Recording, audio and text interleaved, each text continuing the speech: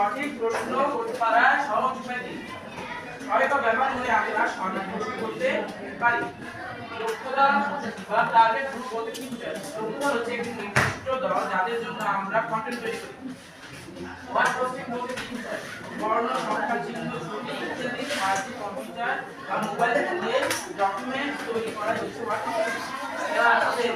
Shortcut key নাম এর নাম এবং কি এর বর্ণনা দেওয়া।